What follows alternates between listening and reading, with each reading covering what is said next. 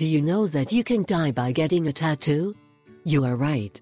A man from Mexico left us a strong lesson. At 31, he found his worst end after getting a new tattoo and not following the indications that the specialist had given.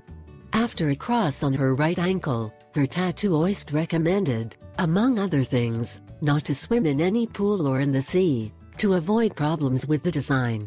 However, he completely ignored his advice and went on vacation to the Gulf of Mexico, where he swam only 5 days after the tattoo. Unfortunately, as the wound was still open, it ended up infecting a strong bacterium that was in the water and that ended up killing. The day after spending hours swimming, he caught a fever and began to feel very bad, so he was referred to the hospital. There they discovered that he had sepsis, a disease that occurs when the body has a strong immune response to a bacterial infection. Even in his leg began to appear very infected violet marks.